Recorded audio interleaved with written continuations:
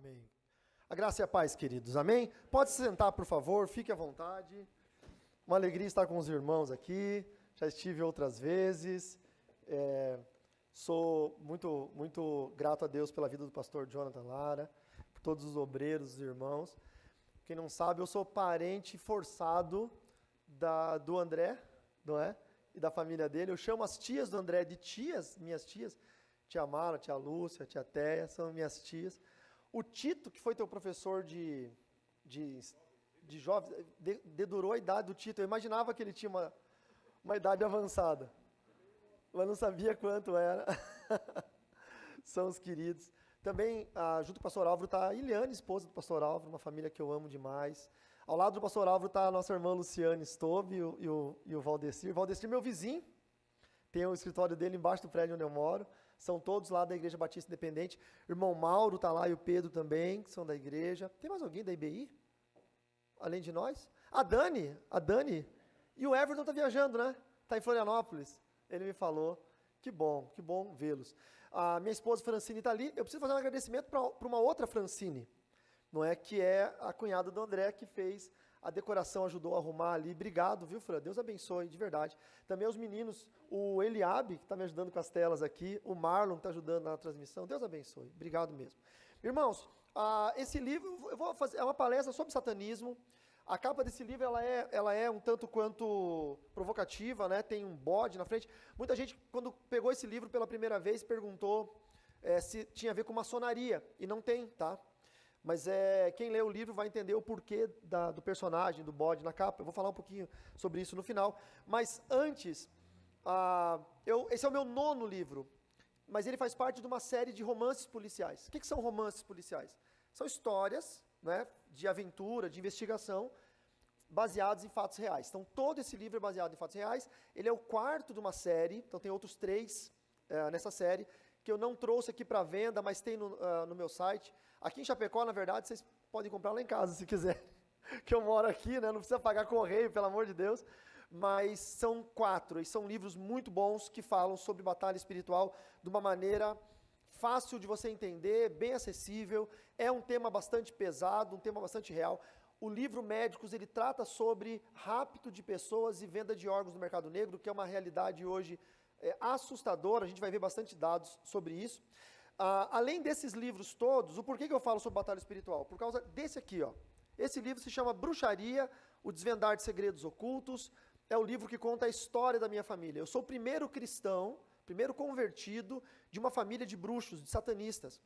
Então, o primeiro por quê? Porque eu consegui ganhar minha mãe para Jesus, consegui ganhar meu pai para Jesus. Minha mãe já faleceu com 40 anos de idade, faleceu muito jovem. Meu pai ainda é vivo, está com 85 anos, não é? E, enfim, eu tenho uma trajetória de conversão do satanismo para Cristo. E desde então, eu estudei bastante, me especializei em algumas áreas, mas uma das áreas de ensino eclesiástica que eu atuo é o ensino da batalha espiritual. Por isso que eu escrevo livros de batalha espiritual, ok? Bom, vamos lá então. Eu quero ganhar tempo para a gente poder ter tempo para perguntas e respostas depois. Sabe se a gente consegue desligar só essa primeira fileira de luz? Fica melhor para vocês verem a tela aqui, né? Ok? Não vai ter muitas imagens, mas a gente vai conseguir ver algumas coisinhas. O primeiro ponto que nós temos que falar é que começou a achar que o satanismo ele era uma utopia, que ele era uma religião dos roqueiros ou que era alguma coisa dos americanos. A gente não consegue imaginar que talvez em Chapecó exista satanistas. Talvez muitos aqui duvidem, tá? Nós vamos ver uma imagem hoje bem séria sobre isso. Mas o satanismo ele é uma organização, ele é uma religião organizada há muito tempo. Tá? Nós temos histórico bíblico disso, inclusive, só que com outros nomes. Lembrando que demônios são anjos caídos, não são seres que nascem ou morrem, então eles foram criados num número específico e vão continuar nesse número para sempre. Com o passar das eras, ou seja, imagina comigo, o Brasil antes da conquista dos portugueses, então tinham tribos indígenas aqui, eles adoravam seres espirituais, esses seres tinham nomes. Quando os portugueses vieram, os mesmos seres espirituais continuam aqui, mas eles são adorados com outros nomes. Então o satanismo ele se apropria da cultura espiritual de cada região e ele altera o nome daquelas divindades. Na Bíblia nós vamos encontrar Rimon, Dagon, vários deuses que foram os mesmos deuses das mesmas regiões, só que com povos diferentes, habitando em eras diferentes naquela determinada região. Então nós vemos aqui, por exemplo, que demônios eles são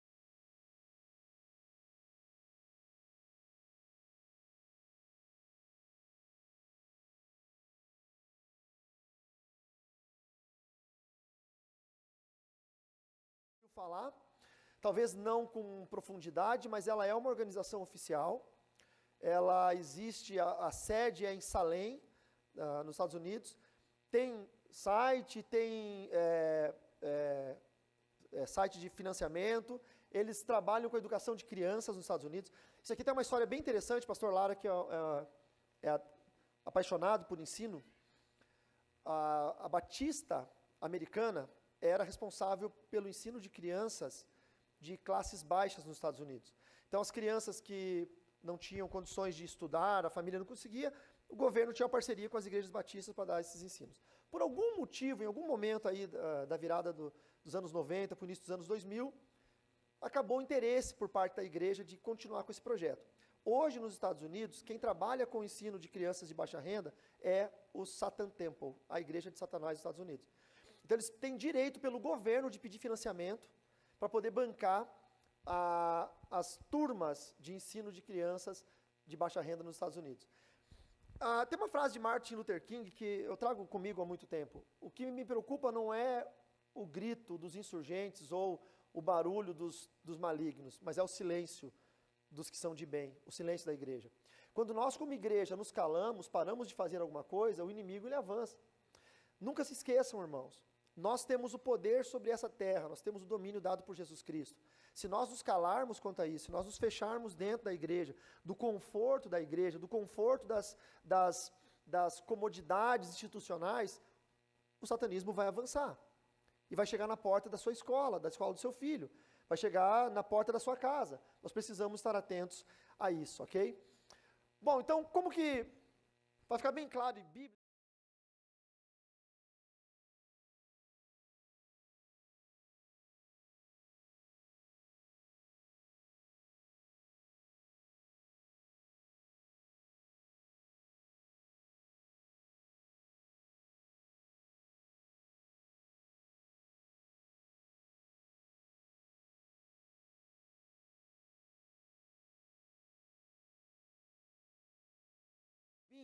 e quando eu falo de querubim, esse IM no final é o plural masculino.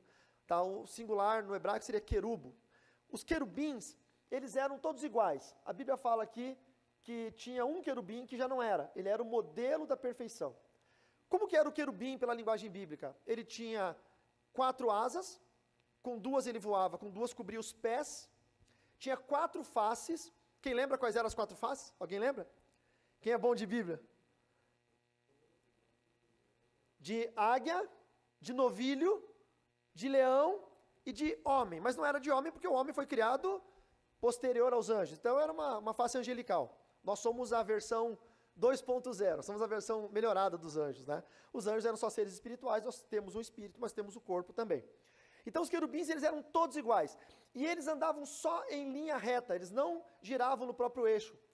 Deus vai, unge um desses querubins, e ele se torna o modelo da perfeição.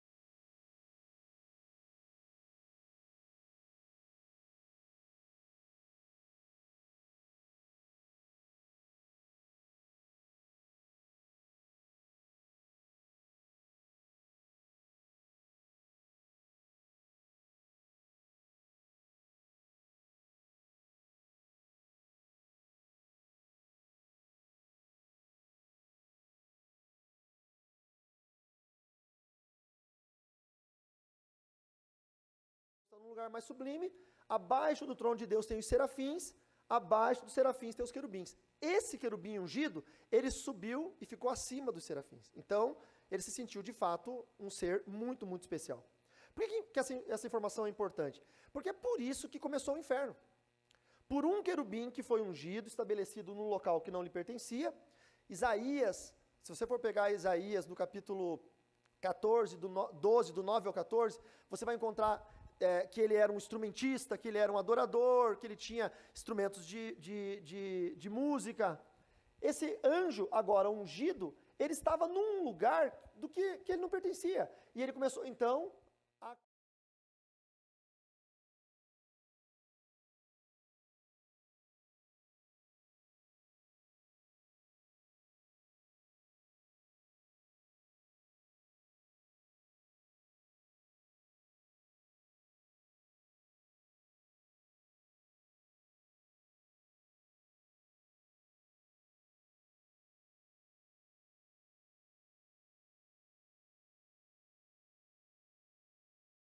A gente tem que tomar muito cuidado com isso. Tem muito ministro de louvor, tem muito pregador que sofre dessa mesma síndrome aqui. Não vou entrar nessa seara, tá bom, irmãos? Mas é importante nós, como servos de Deus, pensarmos assim. Eu fui num culto uma vez, não me lembro de que igreja que era, tinha um irmão com um terno de lantejola. Você sabe o que é lantejola? Aquelas, tipo uns botãozinhos assim, brilhoso. Quando eu olhei aquilo, eu falei, já sei, querubim da guarda ungido. Por quê? Porque tem gente que, sabe, tudo que nós fazemos aqui é 100% para Deus. Não pode ficar nada para a gente. Não é, eu cansei de ouvir, eu sou músico de louvor, hoje não atuo mais no Ministério de Louvor, mas toquei no louvor muitos anos. Chegava irmão para mim e falava, pastor, toca aquela música tal, porque quando eu ouço aquela música, minha alma acalma. A música na igreja não é para acalmar a tua alma, irmão, é para adorar a Deus, é 100% para Deus. A gente gosta, porque os músicos tocam muito bem, que coisa mais linda ver os irmãos ministrando, mas é 100% para Deus. Deus é tão gracioso que Ele deixa a gente se sentir bem com a música que é 100% para Ele. Concordam comigo? Mas é 100% para Ele. Se nós pegarmos 1% daquilo que é para Deus, nós estamos cometendo o erro que esse querubim cometeu. Ele começou a se achar bonito demais, esplendoroso demais, sábio demais, esperto demais, inteligente demais, melhor que os outros, melhor que todo mundo. Eu era só um querubim, agora eu sou um querubim ungido. Eu lembro daquele meme da internet, eu era só um menino, agora eu sou o baterista. Agora eu sou o baterista. E aí ele criou uma das maiores revoluções e talvez a maior praga que existe na raça humana, que é a rebeldia e a desobediência. Rebeldia e desobediência. Um anjo se rebelou e ele criou o que nós chamamos de inferno. Onde é que a gente vê essa criação do inferno? É antes da criação dos céus. Gênesis capítulo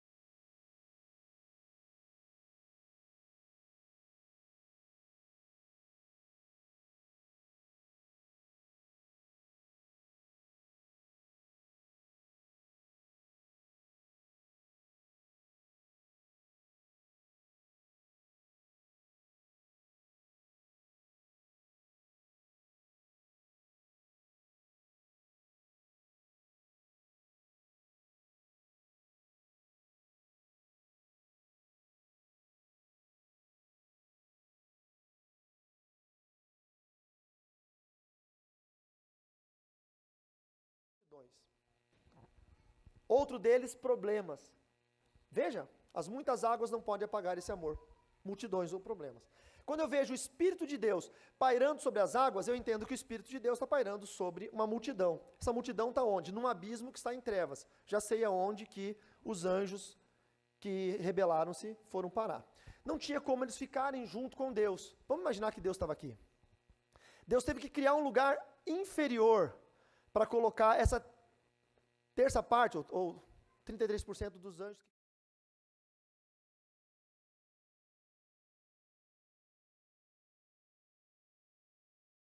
Em português, inferno. É por isso que você chama de inferno. O inferno na Bíblia tem 6 nomes. 6 nomes. Tem Hades, Sheol, Geena, Tártaro, Inférios, tem outros, enfim. Mas nós entendemos do português como inferno. Por isso que muita gente achava, ou até, talvez ache ainda hoje, que o inferno é embaixo da terra.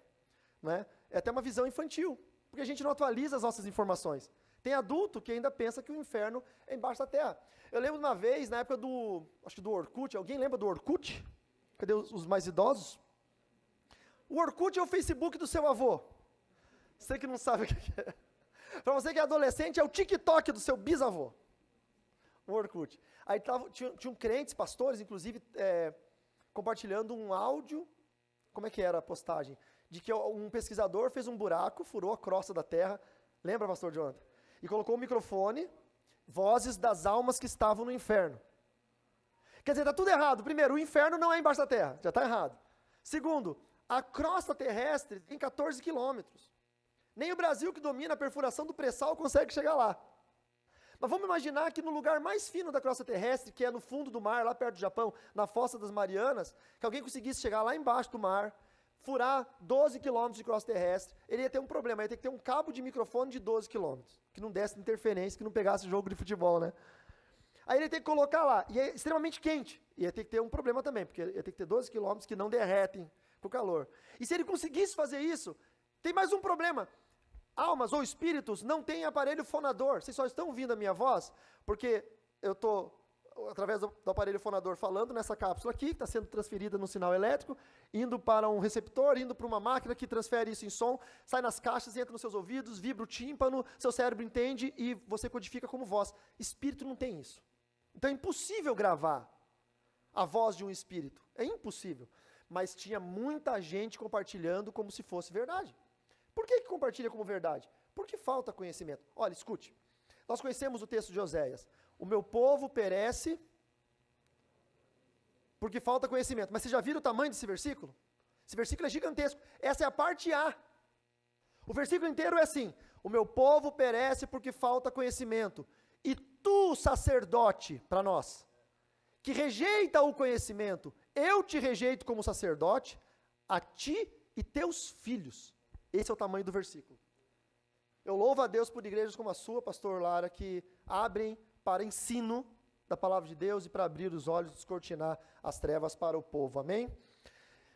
Bom, então vamos lá. Então a gente já sabe que, num primeiro momento, tinha o céu, o sublime céu, antes da criação.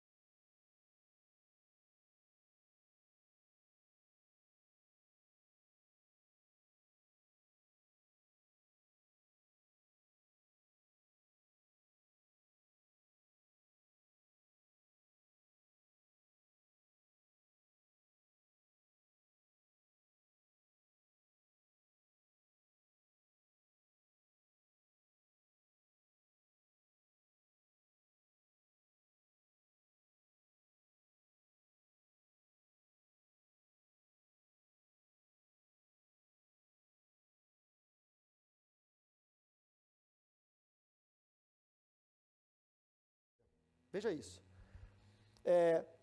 Efésios capítulo 6. Nossa luta não é contra carne e sangue, e sim contra principados, potestades, dominadores e forças do mal das regiões. Você vê? Tem forças do mal nas regiões celestiais, porque céu é ambiente espiritual. Quando Daniel estava orando, a palavra de Deus diz que no primeiro dia que ele começou a orar, o anjo Gabriel foi liberado por Deus, mas ficou retido nas regiões celestiais. Daniel está aqui, ó, na terra, orando. Daniel é esse camaradinho aqui, ó. Está orando. Gabriel estava lá, no trono de Deus, junto com Deus. Deus ouviu a oração de Daniel e falou, desce. Quando ele foi descer, ele ficou retido. A palavra de Deus diz que o príncipe da Pérsia, o espírito do príncipe... Vocês podem perceber que sempre tem... Deixa eu voltar aqui. Sempre tem, ó. Faça uma lamentação contra o rei de Tiro. Os seres espirituais são...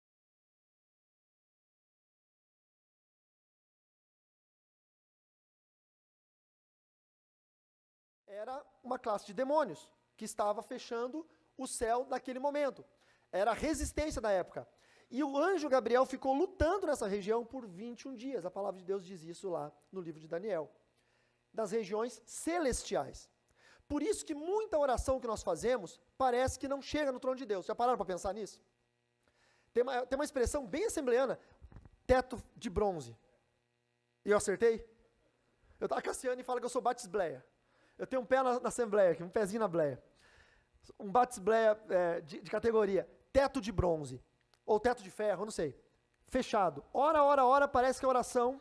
E não é porque você está em pecado, não é porque não tem potência sua oração, não é nada disso. Porque tem uma batalha acontecendo nas regiões espirituais, nas regiões celestiais.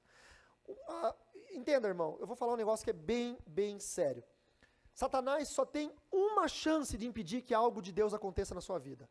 É impedir que aquilo que você está fazendo chegue até Deus. É a única chance que ele tem. Porque se o que você está fazendo chegar até Deus, Satanás não pode impedir o agir de Deus. Pegaram isso? Se você vai dar uma oferta, não vou tirar a oferta, não se preocupe. Se você vai dar uma oferta, você está com o dinheiro na mão, até você entregar essa oferta no altar, a única chance que o diabo tem de impedir tua bênção é fazer você não entregar. Porque se você entregar, Deus vai te abençoar. E aí Satanás não consegue impedir a bênção de Deus sobre a sua vida.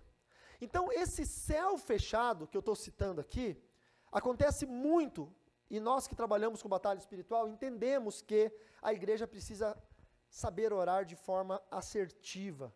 A oração não pode ser que nem um louco, que pega uma arma numa guerra e sai dando tiro para todo e qualquer lugar. Nosso adversário, ele é esperto, ele é sagaz. Satanás, ele existe antes da fundação do mundo, ele é um ser espiritual. Se você não acertar o alvo, oração é como você atirar uma flecha. Você até pode ter condições de comprar um arco e flecha. Você até pode ter força suficiente para esticar o arco e até habilidade suficiente para colocar a flecha nesse arco. Mas isso não significa que você vai acertar o alvo, concorda comigo? Como que te faz acertar o alvo? A prática diária, todos os dias, praticando, praticando e praticando. Tem muita gente que tem o arco e tem a flecha, tem até a força e a habilidade, mas não tem a prática. Não é uma pessoa que pratica a oração. Ora meio que automático, quase que uma reza. Ora antes de acordar é impossível, se você estiver sonhando. Ora quando acorda, ora antes de dormir, ora antes de comer, ora antes de viajar. É sempre a mesma oração, é quase uma reza. Mas não ora por assuntos específicos. Oração de guerra, oração de batalha espiritual. Nós precisamos aprender, porque nós estamos realmente bastante rodeados das trevas. Agora, o que é o reino dos céus? Tá? Vejam aqui. Darei as chaves do reino dos céus. Percebem que tem um jogo?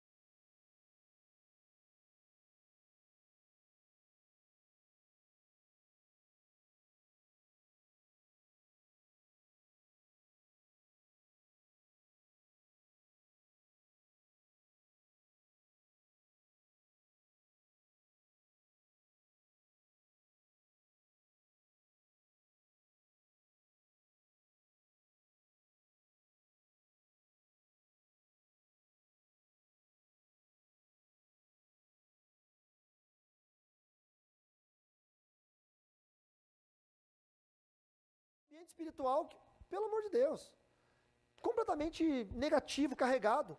Ele só profetiza a maldição. Tem gente que tem a capacidade de receber o salário no final do mês e dizer bem assim, esse salário de miséria que eu recebo, olha o que ele libera no ambiente espiritual dele. Tem mulheres, que em nome de Jesus, nenhuma das irmãs das senhoras aqui o façam, que estão insatisfeitas com os filhos ou com o marido, e começam a falar dentro de casa, eu queria ficar doente numa cama, um mês, ver o que vocês fariam sem mim nessa casa. Aí adoece, faz todo tipo de exame, não encontra o motivo da doença, algumas até morrem, porque o ambiente espiritual, o céu, acabou sendo totalmente desestabilizado. Acontece com muita gente que ela vai numa loja, vai num salão, e chegando lá, ela se sente muito mal. Já aconteceu com algum de vocês? Tipo, estava super bem, tranquilo, foi numa loja, foi comprar um sapato, foi tomar um café, e saiu daquele ambiente, saiu como se estivesse cansado. Quem já sentiu isso? Essa sensação. O que é? A pessoa daquele ambiente, ela coloca no ambiente espiritual dela o que ela crê. Se é uma pessoa que serve demônios, se é uma pessoa que adora Satanás, e quando eu falo Satanás, eu estou falando no sentido genérico, porque de repente ele adora Exu, Pombagira, os nomes da baixa magia, seja lá qual for o nome.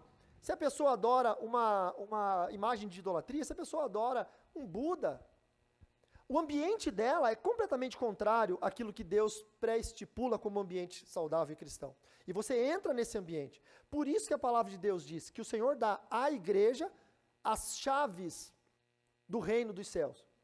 Então nós temos a igreja, nós temos o poder como igreja, de abrir e de fechar ambientes espirituais. É por isso que uma pessoa sofredora vem ao culto com problemas espirituais, oprimida pelo demônio, possuída por demônios. E a igreja é a única detentora desse poder, através da palavra de Jesus, de ter as chaves que liga, que abre aqui na terra e que abre nos céus. Você dá uma ordem no mundo físico, a pessoa está possuída por um demônio, você dá uma ordem, em nome de Jesus, saia dela agora, o demônio sai. Essa ordem foi no mundo físico, mas aonde que de fato aconteceu? No mundo espiritual. É o que está escrito aqui, o que ligares na terra será ligado no céu, e o que desligares na terra será desligado no céu. E por que eu estou falando isso? Porque agora sim, nós vamos entender que existem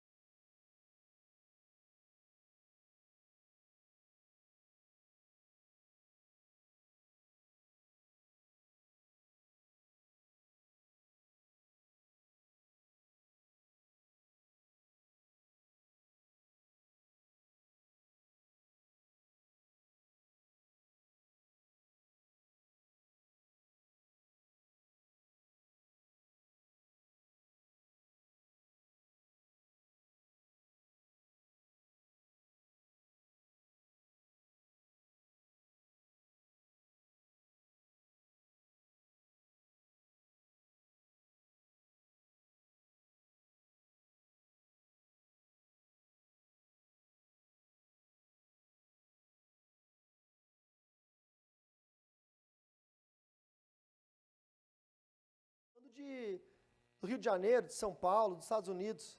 Estou falando de Chapecó. Isso aqui aconteceu em Chapecó. Por quê?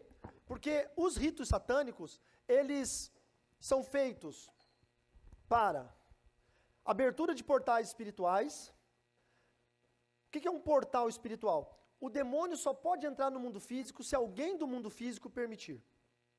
Isso é uma regra espiritual. Inclusive, Deus só entra no nosso coração se nós permitirmos também. Mesmo que Ele seja todo poderoso, Criador dos céus e da terra.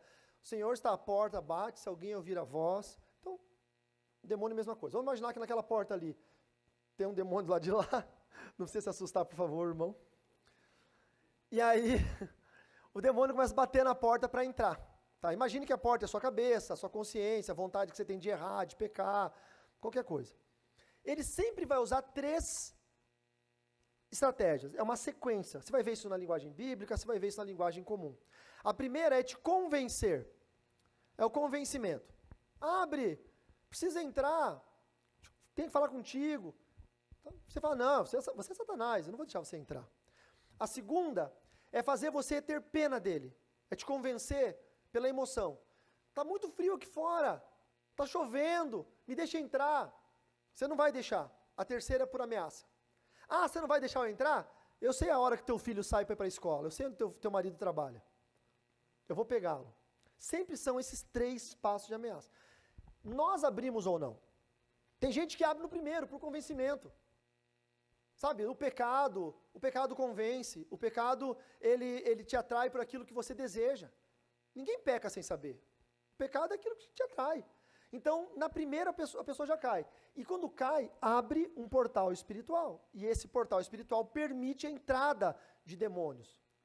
Eu poderia ficar 1 hora falando sobre portais espirituais, de várias e várias formas, tá? Seja por gestuais ou por símbolos, seja por objetos. Eu vou contar uma história. Estava em São Paulo, eu dou aula lá em São Paulo, numa faculdade, e estou sempre lá dando treinamento, e aí veio um casal que estavam para divorciar. Já tinham dado entrada nos papéis, só faltava assinar. E eles eram meus alunos de um curso, esse curso é um curso de 2 anos e pouco, quase 3 anos. Então, quando eu comecei a dar aula no curso, eles eram casados. E eles iam divorciar. E eles acharam, talvez honesto da parte deles, em me contar que eles estavam com um problema no casamento, que eles queriam separar. Não é? E tanto que a mulher queria separar, o marido não queria. Aí a mulher falou assim, olha, eu acho honesto, porque daqui a pouco o senhor não vai mais ver a gente juntos. E o senhor já foi na nossa casa, já jantou com a gente, o senhor conhece nossos filhos. Eu gostaria que o senhor soubesse disso. E ela ainda falou, sinceramente, pastor, a sua opinião não me interessa, antes de eu dar minha opinião. Porque ela estava decidida já. Né? Ela sabia a minha opinião. Qual que seria a minha opinião? Não, divorcia. Né? Resolve, conserta, terapia, bababá, não, né? Daí eu falei, bom, você sabe minha opinião, eu não vou dar, mas eu posso só perguntar o porquê? Ah, não dá mais, a gente briga demais, nossa casa virou um inferno, não dá mais certo, a gente não tem mais prazer um no outro, em casa é uma briga, na rua é sossego e paz. Eu falei, então tem algum problema dentro da casa. Porque se vocês estão fora de casa e vocês não brigam, e dentro de casa vocês estão no inferno, tem alguma coisa dentro da casa de vocês. Vocês pararam para pensar que pode ter alguma coisa? Aí o marido, não pensei. E a mulher, não, já deu, não tem mais tentativa. Mulher, eu vou falar para vocês, irmão, mulher é um bicho que quando ela decide, complicado, hein? Não sei se as irmãs aqui são assim, mas misericórdia. A bichinha estava irredutível. E aí eu falei, tudo bem se eu conversar com vocês sobre isso? Eu queria só tentar. Eu não quero entregar de mão beijada para Satanás 2 vidas. Eu queria tentar. Eu gosto tanto de vocês. Tá, vamos tomar um café lá em casa, a gente conversa. Era perto, no mesmo, em Alphaville. A gente foi, e aí eu falei, quando começou as discussões? Vocês têm um ponto de início? Ah, faz 1 ano e pouco, faz 1 ano mais ou menos. 1 ano é pouco tempo, gente, pelo amor de Deus. Quando foi? Qual que é o ponto, assim, você lembra? Aconteceu um problema, de repente morreu alguém, deu um trauma, entendeu? Às vezes dá um ponto, né? Uma traição, ou quebrou a empresa, ficou pobre. Não, foi depois das férias. E as férias foi para onde? Foi para Israel. Eu falei, não, mas, pelo amor de Deus, férias para Israel, não é Terra Santa, acho que, não sei, não sou especialista em Israel, mas eu acho que é difícil de Israel voltar amaldiçoado para divorciar, não é? Daí vocês passaram por outro lugar, como é que era o pacote de viagens?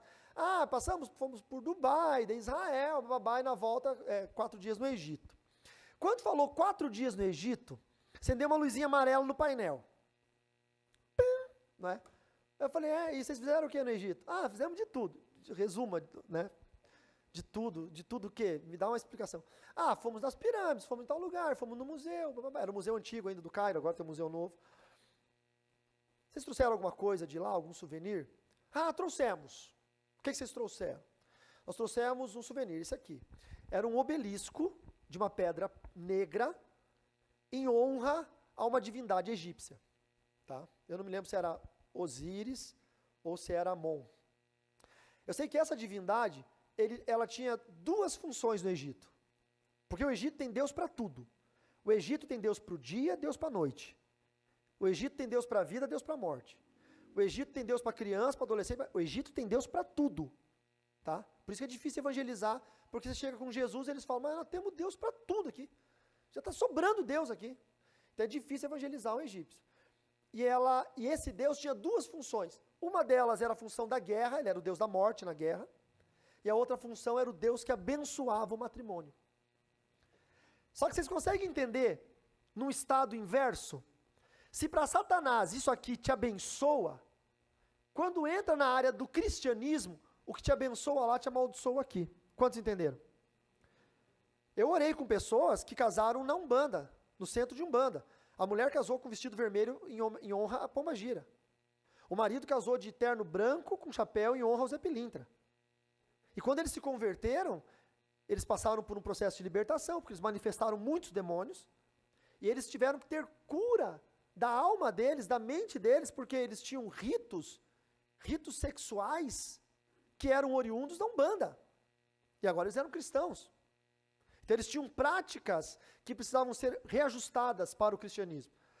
Quando essa família trouxe um obelisco do Egito, de um Deus que abençoava o casamento, e eles são cristãos, automaticamente, o que abençoa no inferno, amaldiçoa no céu. É igual você ir lá no terreiro de Umbanda, e no meio da sessão você levantar as mãos e começar a orar em línguas lá. Você acha que vai abençoar eles ou vai atrapalhar tudo que eles estão fazendo? O que vocês acham? Já tentou fazer isso? Nunca! Pastor, vamos fazer um curso aqui com eles? Vamos criar uns matadores de demônio aqui na igreja? A igreja Passo dos Fortes vai ser referência na região de libertação. Criar uns guerreiros. Hoje em dia está difícil, que todo mundo tem celular, filma, mas eu tenho 30 anos de ministério. Entra no meu canal do YouTube, procura uma série, na sexta-feira tem um programa chamado Na Guerra. Procura uma série Testemunhos de Batalha Espiritual. Eu conto lá tudo que a gente já fez em 30 anos. Em centro de Umbanda, em terreiro, tudo, vocês não têm ideia. Já dormi em terreiro de Umbanda, para ganhar aquela família para Jesus. É seguro ser um libertador, mas você tem que ter coragem.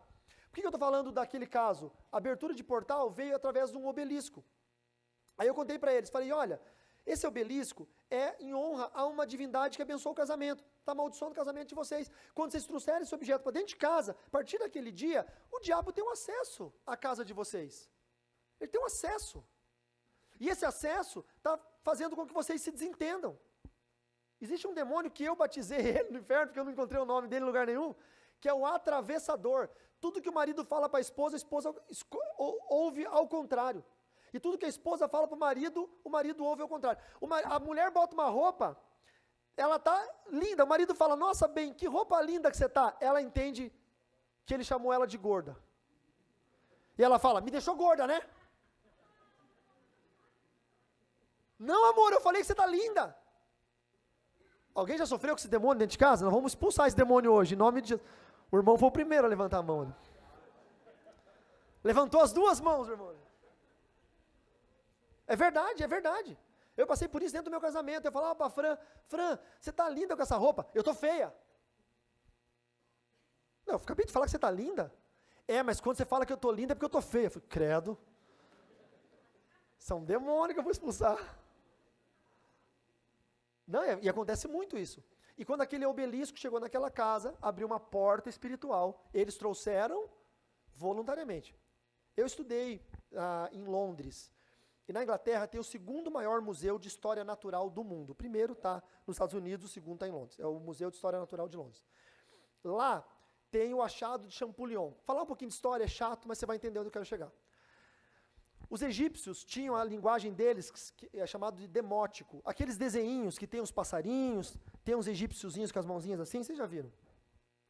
Até Champollion, um arqueólogo francês, ninguém na humanidade sabia o que significava aquilo, porque as gerações passadas haviam morrido e não passou-se a tradução daquilo. No Egito hoje se fala árabe, então eles começaram a falar árabe e o idioma antigo egípcio ninguém sabia traduzir. Então até Champollion eles achavam que eram símbolos religiosos, ritualísticos, etc. Champollion, numa das escavações dele, achou um granito desse tamanho, com uma reza. Era uma reza festiva, agradecendo aos deuses da guerra as vitórias daquele rei do Egito, daquela época, em 13 idiomas. Em grego, em aramaico, que é uma linguagem cuneiforme, pontudinha, e em demótico. Como ele achou? A mesma reza Em 3 idiomas, o que ele fez? Ele criou uma chave de tradução do demótico. E através daquela pedra, chamada pedra Roseta, Champollion conseguiu traduzir o demótico. A partir de Champollion, todas as inscrições egípcias foram traduzidas e hoje nós sabemos tudo o que está escrito no Egito, graças a Champollion. Eu estava em Londres, no museu, o que estava na minha frente? A pedra Roseta. Eu só tinha visto isso em livro de história, quando era criança, lá no Paraná. Eu me deslumbrei demais. Junto naquele museu, como todo museu do mundo, tem uma lojinha. E na lojinha do museu tinha o souvenir da pedrinha Roseta. Todo mundo comprou a pedra Roseta, menos eu. E por que eu fui o único que não comprou o souvenir? Porque eu não tinha dinheiro? Claro que eu também não tinha. Quebrado sempre. Mas, se eu quisesse, eu pedia para alguém aquele dinheiro. Mas porque tinha uma oração para um demônio da guerra. Ah, pastor, mas daí, pelo amor de Deus, né? Nada a ver.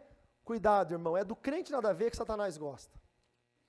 É do crente nada a ver que Satanás fala, opa, é esse aqui que eu vou colar nele e vou virar o melhor amigo para sempre, até levá-lo para o inferno.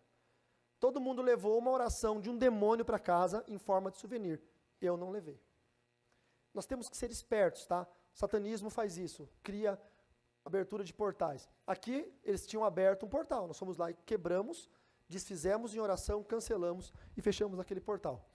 Os portais servem para quê? Pactos com demônios. O que mais existe são pactos com demônios. Você já deve ter ouvido falar que o artista fulano de tal vendeu a alma para o diabo. Eu não duvido de nenhum deles. Eu acho que, sim, a maioria. Lady Gaga, nossa, no meu canal do YouTube vem 1 milhão de perguntas. Lady Gaga fez ritual, Madonna. Claro que sim, se eles estão lá é porque já fizeram em casa o ritual. Eles não foram lá no Rio de Janeiro fazer o ritual no Rio de Janeiro. Eles chegaram naquela dimensão, aquela proporção de fama, porque já tem feito rituais recorrentes a vida toda em casa. Aquilo ali é só a celebração para o demônio. Aquilo ali não é um ritual de abertura de portais. Os portais na vida daqueles cantores já estão abertos faz tempo, não é? Obtenção de poder. Nós vamos falar sobre isso daqui a pouco. Favores espirituais e materiais, que mais tem. E riquezas e amarrações. Eu tenho uma escola de batalha espiritual. Tenho duas. Uma é 100% online, agora a gente abriu uma turma em São Paulo, vai começar esse mês que vem, chamada Escola Avançada de Libertadores. Online nós temos coisa de 5.380 alunos, ou 384. E lá em Alphaville agora a gente vai abrir uma turma presencial. Escola Avançada de Libertadores. Tem mais de 300 horas aulas, é uma escola, é uma faculdade. Terminamos quinta-feira, anteontem, uma matéria chamada Formação Avançada em Seitas Brasileiras. Essa matéria tem 4 aulas. Uma aula é só sobre Umbanda, outra só sobre Quimbanda, outra só sobre Candomblé e outra só sobre Espiritismo e suas variações. Aos olhos da Bíblia e da batalha espiritual. A pessoa aprende tudo o que acontece lá dentro, e como ele interpreta isso à luz da Bíblia e como ele combate isso, até através do evangelismo, tá? Não é só expulsar demônios, às vezes é ganhar para Jesus. E lá tem muitos trabalhos que a gente mostra a botânica umbandista, os símbolos ritualísticos, a cor da vela que vai para cada entidade, dá tudo lá na aula. Eles fazem muitos trabalhos para riqueza e amarrações. Vocês não têm ideia da quantidade de trabalho que o satanismo faz para questões emocionais. Destruir casamento, enfeitiçar a mente da pessoa. Coisas assim, absurdas, vocês não têm ideia. E aí, nós começamos a entender que a gente começa a entrar no assunto do livro, que são as pessoas desaparecidas. 204 pessoas desaparecem todos os dias no Brasil. Todos os dias. Hoje, já desapareceram, infelizmente, 204 pessoas no Brasil todo. 55 são crianças. Todos os dias, 55 crianças desaparecem no Brasil. Esses dados são dados atualizados. Tá? 50 mil crianças e adolescentes desaparecem todos os anos. Uma realidade alarmante. E por que desaparecem? Porque a maior parte delas são mortas para venda de órgãos no mercado negro. Terceiro maior mercado negro hoje é a venda de órgãos. É um mercado que movimenta 1,7 bilhão de dólares por ano. Algumas poucas para adoção em países do Oriente Médio ou asiáticos, tá? Principalmente no Brasil. O Brasil infelizmente, é muito propício para esse tipo de sequestro. Por quê? Porque tem uma variedade cultural muito grande, Então, se a pessoa quer uma criança, uma menininha loirinha de olho azul tem, uma negra tem, uma orientalzinha japonesinha tem. Então, o Brasil tem uma variedade cultural muito grande. O Brasil não tem política de prevenção disso. Para vocês terem uma ideia, o Ministério da Defesa do Brasil, o Ministério da Defesa, não tem dados sobre isso. Não tem dados. A ministra Damares, acho que esse é o nome da ministra Damares, ela entrou com uma briga para conseguir dados, para começar um projeto no Pará, numa ilha, acho que é Marajó o nome da ilha, onde tem um escândalo terrível de abuso sexual de crianças e desaparecimento dessas crianças, elas são mortas. Não conseguiu, não passou no Senado, não vai para frente. A gente vai ver 3 casos de morte de crianças e de rituais de magia negra que conseguiram abafar no Brasil, casos que foram para a mídia, passaram no Fantástico e tal, e conseguiram abafar. O Brasil, infelizmente, é um celeiro para satanistas, porque não tem política pública para a prevenção de desaparecimento de pessoas, não tem um banco de dados. Vocês sabiam que o Brasil não tem banco de DNA? Não tem banco de DNA no Brasil. O Brasil, se um criminoso, escute o que eu vou falar, se um criminoso matou ou estuprou uma pessoa, lá no Pará, no Amazonas, no Nordeste, qualquer lugar, bem distante aqui do Sul, e ele vier para cá, não tem como cruzar os dados. Foi a cidade do interior lá, matou, ninguém investigou, não tinha polícia investigativa, não tinha nada, sumiu. Não tem como cruzar dado. O Brasil, infelizmente, é muito deficitário nessa área.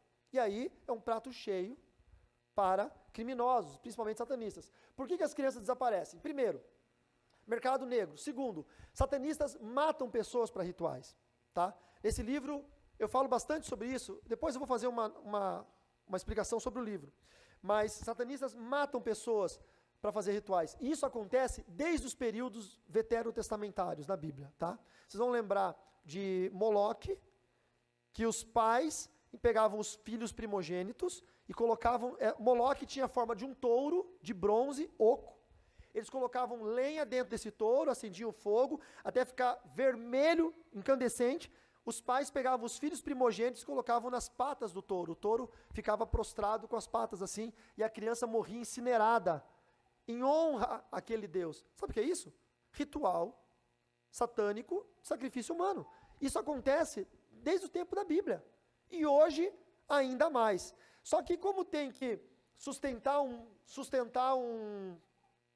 o satanismo tem que sustentar o crime, então precisa sequestrar as crianças e vendê-las, muitas delas, para outros fins. Esse caso foi um caso muito conhecido, tá? O caso do menino Evandro Ramos Caetano. Quem lembra desse caso? Não lembram? Tá? O que aconteceu? A primeira dama de Guaratuba, ela era satanista, ela sequestrava, pagava sequestradores para sequestrar crianças, e eles matavam as crianças em rituais para obter poder político e dinheiro. Foram encontradas ossadas de crianças no quintal da casa dela, em Guaratuba, no Paraná.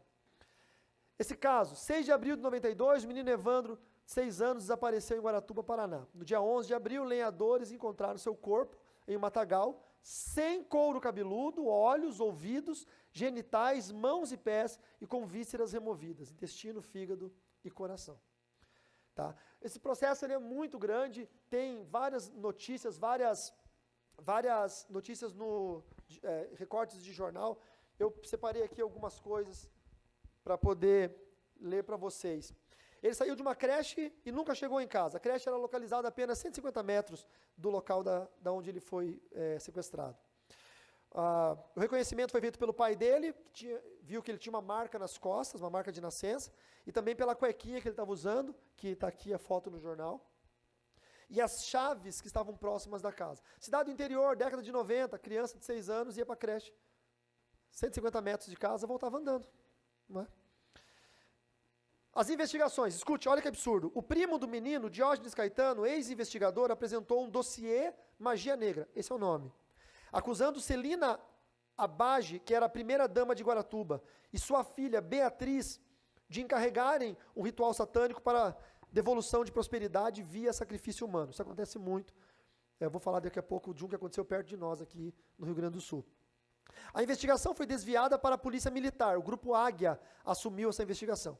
Então já começou ali um conflito entre Polícia Civil, Investigativa e a Polícia Militar, que prendeu 7 pessoas ligadas a Umbanda e ligadas a rituais satânicos, acusadas de sequestrar e matar Evandro num ritual satânico.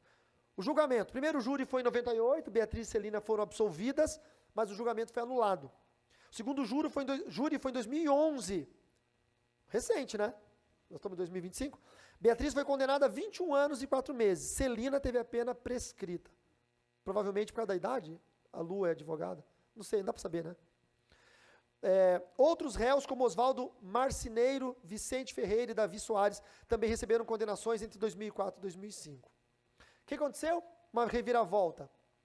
Em 2018, mais recente ainda, um podcast chamado Projeto Humanos revelou áudios que sugerem confissões obtidas sob tortura, com coerção e edição das gravações. Então, em julho de 2021, mais recente ainda, o governo do Paraná reconheceu extrajudicialmente as sevícias indesculpáveis sofridas pelos réus.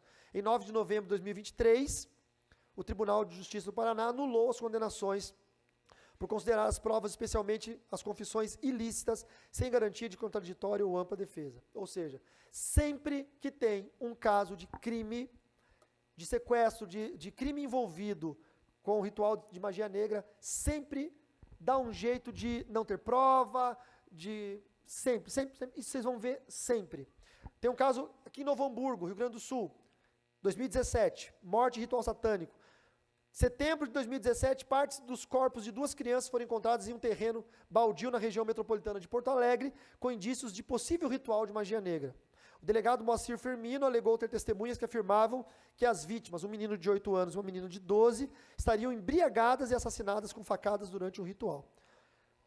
Depois, reportagens do Intercept revelam que as testemunhas teriam sido falseadas e incentivadas a associar o crime ao satanismo, que levou à prisão de inocentes. Ou seja, depois que todo mundo foi preso, apareceram outras pessoas que conseguiram provas que disseram que de fato não era satanismo, que era um crime sim, mas era outra coisa. Sempre tem alguém que aparece junto ou a polícia, ou no caso aqui o Intercept, que é um site, e consegue, aspas, provas para dissociar o crime do satanismo. Sempre dissocia crime de satanismo. Altamira, no Pará, crianças emasculadas em rituais, 98 e 93.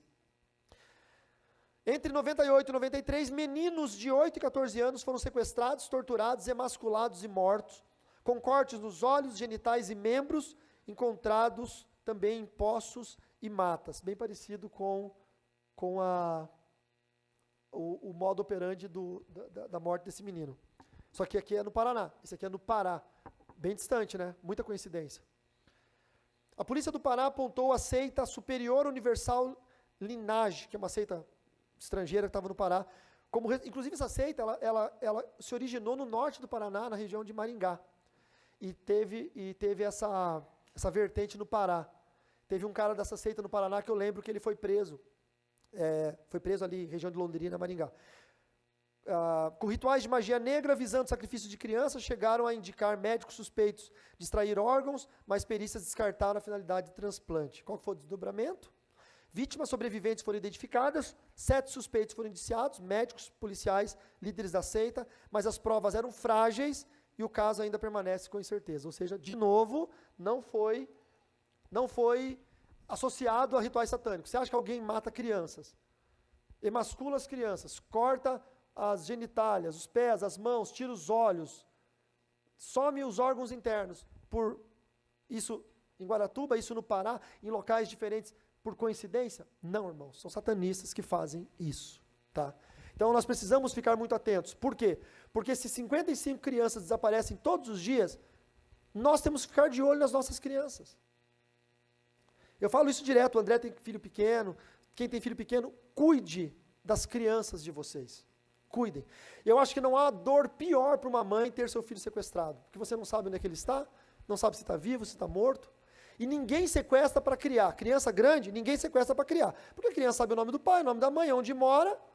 Uma hora ela vai falar com alguém, vai começar a levantar suspeitas, não é? Então, esse é um fato, tá bom? E por quê? Porque dentro do satanismo existe o satanismo institucional. Por que existe isso? Primeiro porque o satanismo ele trabalha com 3 linhagens. A primeira delas são as tradições, que cuidam da religião, culto, liturgia, formação do sacerdócio. As irmandades, que são essas entidades que podem ser focadas na filantropia, rosacrucianismo, maçonaria e outras tantas. Aqui no livro Médicos eu criei, obviamente, uma seita fictícia, porque ela, para não colocar nomes de ninguém, é chamada de Asclepio Alumni, que é uma seita que tem dentro de uma faculdade nos Estados Unidos. E as organizações são as organizações criminosas.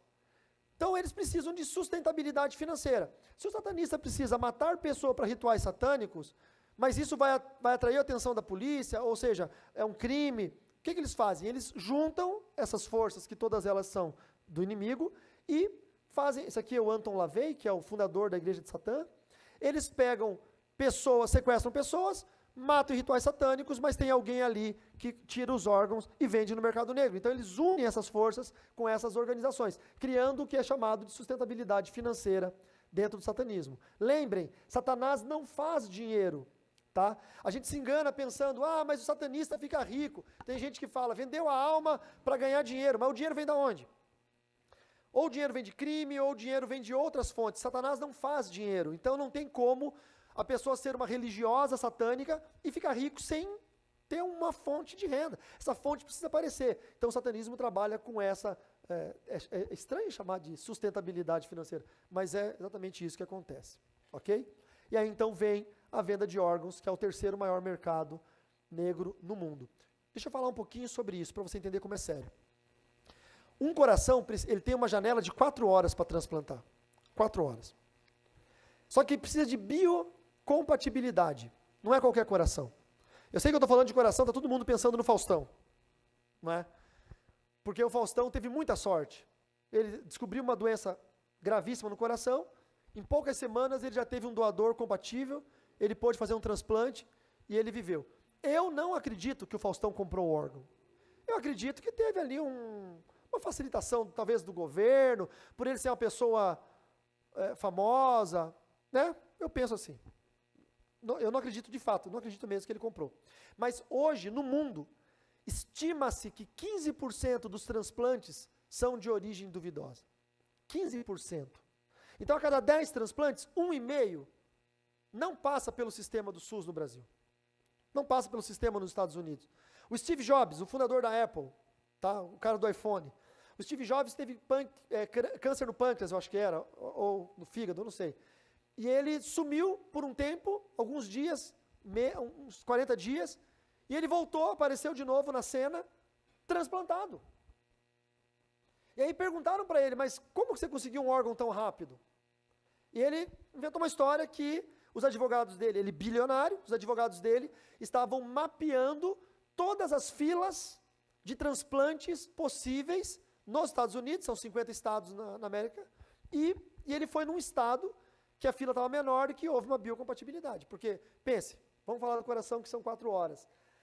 Entre a morte do doador e o transplante, o coração tem que ser biocompatível. A idade da pessoa, tipo sanguíneo, etc. Tá? E tem que ser transplantado em um hospital que tem essa condição. Então, como que faz para vender órgão no mercado negro? Não faz sentido, porque a pessoa sequestra qualquer um na rua, mata, tira o coração, ele tem 4 horas para transplantar, não faz sentido nenhum. Aí que entra a questão dos sequestros. Eles sequestram as pessoas a um pedido. Existe a internet que você usa. Abaixo da linha da internet que nós usamos, existe uma coisa chamada Deep Web, internet profunda. E dentro da Deep Web existe a Dark Web, que é uma internet mais profunda, onde os hackers se movimentam. E lá você compra qualquer coisa, porque não tem rastreio, tudo pago por bitcoins. Você compra arma, você compra droga, lá você compra criança, você compra órgãos. É bem acessível para quem sabe mexer na Deep Web. Então eles têm um mercado, aí eu falo disso no livro. No livro tem o Mad Market, eles têm um mercado da Deep Web. A pessoa tem um filho, até a história de um rapaz que ele tem uma filha, um filho que está doente, aí ele precisa comprar um órgão, enfim. E é assim que eles fazem, eles sequestram as pessoas e mantêm a pessoa viva até no momento do transplante. Esse é o modo operandi no mundo todo. Tá? No livro a história é uma pessoa que passa pelo deserto nos Estados Unidos. Aqui, depois eu volto lá.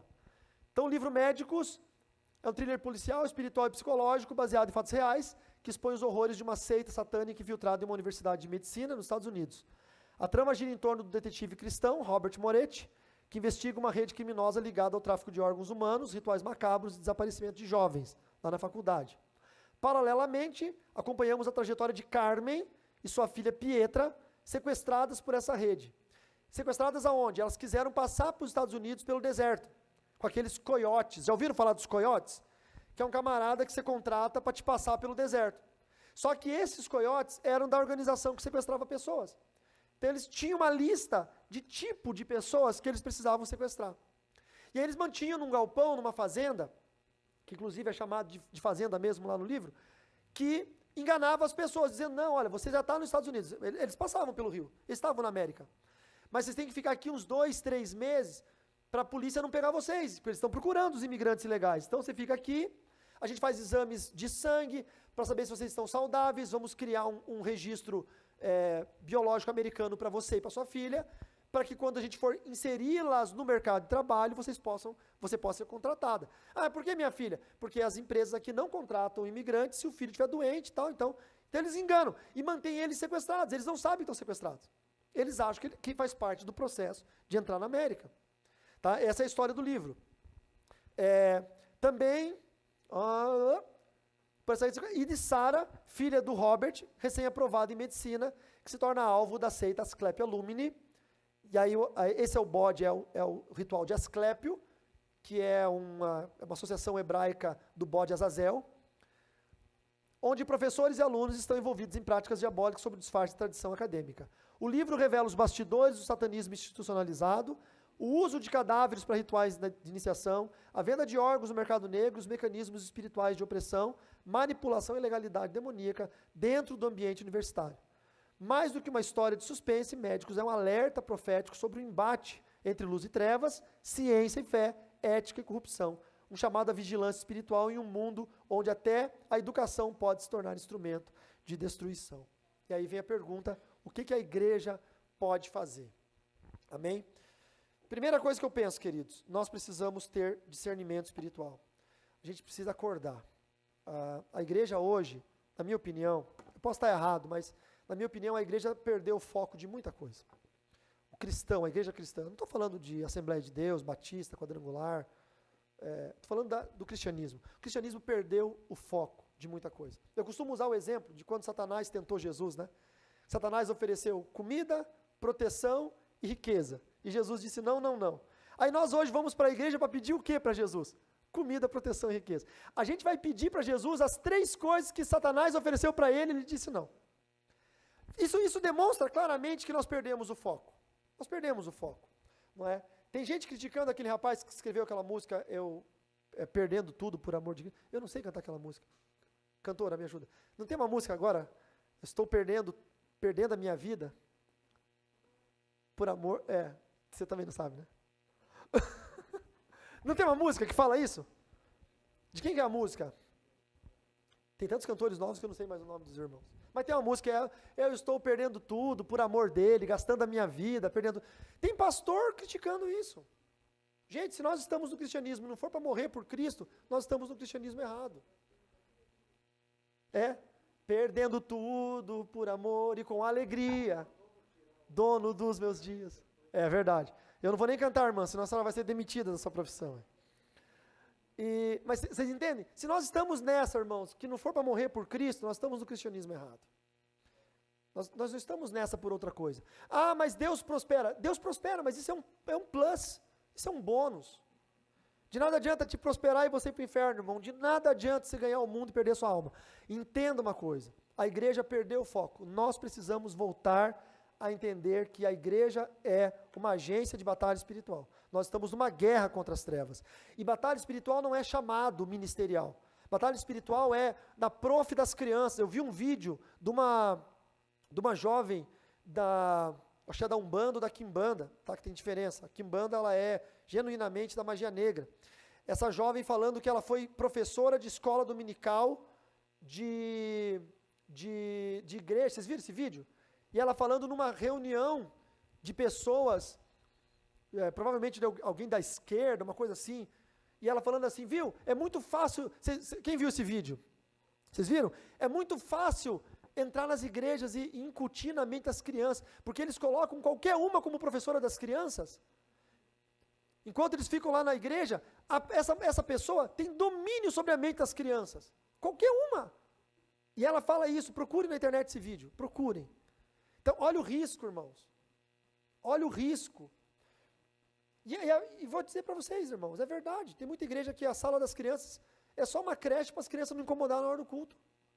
Tira as crianças daqui, coloca lá embaixo na salinha, para não fazer barulho, para não incomodar. Não tem ensino, não tem um plano de ensino cristão para as crianças, não tem nada, só fica lá a tia mexendo no celular e as crianças brincando com brinquedo e desenhando. Então nós precisamos entender que nós estamos numa guerra. E as tias da escola infantil são guerreiras da batalha espiritual também, as irmãs da cantina são guerreiras. Irmãos, eu vou contar um negócio assustador. Tinha um satanista infiltrado numa igreja, e ele foi elevado a diácono. Sabe o que ele fazia? Ele envenenava o suco da ceia. Ele envenenava o suco da ceia. O dia que eu descobri isso, a gente ora pelos elementos e ninguém vai morrer por isso. Mas pense o cara que está em pecado e toma ceia em pecado. Tem muitos que tomam ceia em pecado. Muitos. Tá? Então, você está em dia com Deus? Você ora, não vai acontecer nada contigo. Mas é aquele irmão que está em pecado e toma a ceia só para ninguém saber que ele está em pecado. Toma de vergonha. Ou toma para não passar vergonha. Não é? Eu tô errado, eu tô em adultério. Mas eu vou tomar para ninguém saber, porque se eu não tomar, eles vão falar, por que o irmão não tomou? Está tomando condenação. E Paulo diz, por isso que muita gente morre. Por isso não tem poucos que estão doentes, tem muitos que estão doentes. Então nós precisamos entender, tá, que a batalha ela é real. Primeira coisa que eu percebo, identificação e percepção das coisas, se ligar, sabe? A gente conhece a árvore pelos frutos, tem que identificar. Segundo, dons espirituais. Dos 9 dons do Espírito Santo, irmãos, discernimento de espírito é o ideal, o principal para a batalha espiritual. Eu quero orar em línguas. Ore, irmão, quanto você puder, mas tenha discernimento espiritual, porque você vai saber quando é demônio, quando não é. Ore pelo dom de discernimento de espíritos. Prevenção, muito, muito cuidado. As escolas começaram a cuidar de jovens com transtornos que estão indo com facas para matar crianças, depois que crianças morreram. Depois que entraram aqui em Saudades, depois que lá em Blumenau, agora recente, Rio Grande recente. Aqui no interior de Chapecó teve um alerta um tempo atrás ali na Guatambu, mas aqui em Chapecó também teve onde a gente passa de bicicleta lá. Faxinal dos Rosas, teve um alerta ali, o menino foi até conduzido. Então, a gente precisa esperar acontecer alguma coisa dentro da igreja para a gente ficar alerta? Não é possível isso. Exatamente. Sabe o que acontece com isso? A gente acaba tendo a mentalidade de que não vai acontecer com a gente. Mas nós precisamos prevenir, tá bom, irmãos? Prevenção. E por fim, combater as trevas. Nós somos guerreiros, amém? E nós precisamos combater. Existe um texto na Bíblia que eu gosto demais, que está em 1 João capítulo 4, verso 5, que diz, maior é o que está em nós do que o que está no mundo. Muito maior é o que está em você, que é Jesus Cristo, do que qualquer demônio que está no mundo. Você não precisa se preocupar, Deus nunca vai deixar que você seja envergonhado diante de Satanás. Deus sempre vai te honrar. Mas eu não sou guerreiro, eu não sou da batalha, esquece, isso aí são só títulos que algumas igrejas colocam. Nós somos o exército de Jesus. Não importa se a igreja tem ou não ministério de libertação, não importa, nós somos a igreja, nós precisamos lutar contra as trevas e precisamos vencer em nome do Senhor Jesus. Amém? Deixa eu passar para cá, vou abrir para perguntas. Se alguém tiver alguma dúvida e quiser fazer uma pergunta, você pode fazer agora, tá? O André tem um microfone, levanta a mão assim, quem tiver uma pergunta, que o André leva o microfone até você, e você faz. Pode ser a pergunta mais...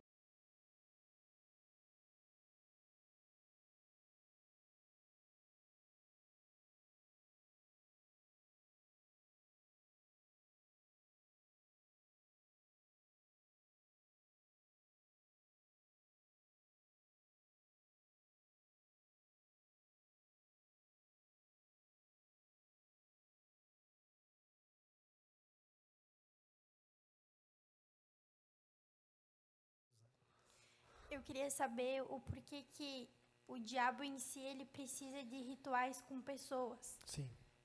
Na questão ali dos órgãos, etc. Sim, porque duas coisas são muito importantes entender nessa questão de rituais, tá? O sangue, ele é o símbolo da vida. No Velho Testamento, inclusive, o povo hebreu precisava fazer rituais de sangue. Matar cordeiros, pombinhas, para oferecer a Deus. Veja, nós estamos falando de Deus. E o diabo copiou essa prática desde o Velho Testamento. A questão é que nós não precisamos fazer mais porque nós temos o sacrifício único de Jesus. Então, o sacrifício de Jesus como Cordeiro de Deus aboliu para a fé cristã a necessidade de qualquer tipo de ritual de sangue para abrir um portal espiritual para Deus. Nosso portal espiritual é a cruz de Cristo, é ele que nos leva até Deus. Mas Satanás não. Então ele precisa continuar com essa mesma prática para ter qualquer abertura do mundo espiritual para o mundo físico. E os órgãos são muito significativos para determinados rituais. Eu não vou saber uma tabela exatamente, mas, por exemplo, a pessoa tem um ritual de poder político e poder financeiro. Os demônios, eles exigem rituais muito pesados. Então, vão exigir corações, alguma coisa assim. Eu lembro de um ritual, que é até horrível eu falar isso, porque eu me converti com 19 anos de idade. Então, antes dos 19, eu servia Satanás, eu lembro de alguns rituais. Ritual para enlouquecer a pessoa. É muito difícil, não é fácil. Se fosse fácil enlouquecer alguém, eu acho que não teria mais candidato à política. Os que não são crentes iriam fazer rituais. Então, eu acho que é muito difícil. Mas era mais ou menos assim. A pessoa morria alguém, aí eles iam no cemitério no dia do sepultamento, provavelmente pagavam o guarda do cemitério para poder entrar, tiravam aquele corpo, é horrível o que eu vou falar, tirava a cabeça do morto, recém-enterrado, e no lugar colocava uma cabeça feita de cera. E dentro dessa cabeça de cera tinha várias coisas da pessoa que eles estavam atingindo. Foto, nome, peça de roupa, alguma coisa assim. E fechava o caixão de volta e sepultavam novamente. E aquela pessoa que a cabeça de cera estava naquele corpo que estava apodrecendo, começava com o tempo a ficar enlouquecendo. E enlouquecendo. Então, quer dizer, usava o corpo de alguém que tinha recém morrido. Então, o satanismo é muito sujo, mas se eu for contar coisas que... Deixa eu falar um negócio. Satanás não tem pena de ninguém. Se Satanás puder pegar uma criança recém-nascida, pegar uma gilete, fatiar o olho dela, só para ver a criança chorar, ele faz. Tá? Ele não tem dó de ninguém. Tinha um irmão que tinha levantado a mão ali. O Gessé. É Gessé teu nome? Deus me revelou aqui, irmão. Deus usou o pastor para me revelar. Foi Deus através do pastor, né? Mas foi Deus, não foi? Foi.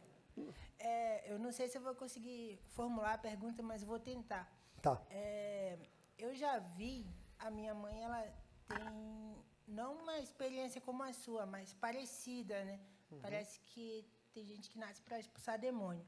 Mas ela lia muito esses livros do mesmo gênero que o seu. Uhum. E eu nunca tive coragem de ler porque ela me colocava medo. Em vez de ela me incentivar, né, ela me contava as coisas, só que em vez de eu ficar incentivada, eu ficava com medo. Mas era livro cristão? Era livro cristão.